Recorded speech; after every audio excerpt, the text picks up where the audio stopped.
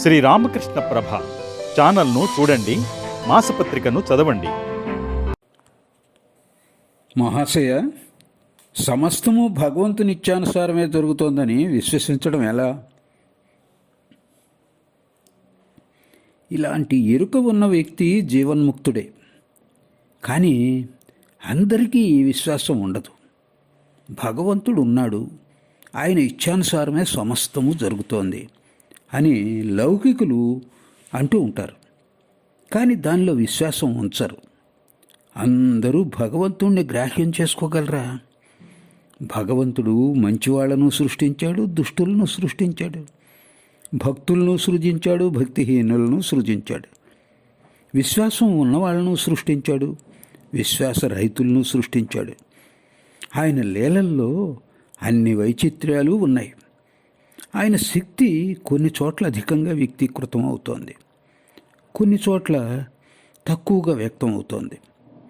సూర్యరశ్మి మట్టి మీద కన్నా నీళ్లలో ఎక్కువగా ప్రకాశిస్తుంది, నీటి కన్నా అద్దంలో మరింతగా ప్రకాశిస్తుంది. ఉత్తమ భక్తుడు, మధ్యమ భక్తుడు, సాధారణ భక్తుడు అంటూ భక్తుల్లో పలు రకాలు ఉన్నారు. భగవంతుడు ఉన్నాడు, పైన ఆకాశంలో సుదూరంలో ఆయన ఉన్నాడు అంటాడు సాధారణ భక్తుడు. ఇక మధ్యమ భక్తుడు భగవంతుడు సర్వభూతాల్లోనూ చైతన్య రూపంలోనూ ప్రాణస్వరూపంలోనూ ఉన్నాడు అంటాడు. కాగా ఉత్తమ భక్తుడేమో భగవంతుడే సర్వం అయి ఉన్నాడు, కనిపించేవన్నీ ఆయన వేర్వేరు రూపాలే, ఆయనే మాయ, ఆయనే జీవజగత్తులు, ఆయనే సర్వస్వం అయి ఉన్నాడు, ఆయన తప్ప వేరేదీ లేదు అంటాడు. ఠాకూర్, జీవన్ముక్త స్థితి ఎవరికైనా కలుగుతుందా?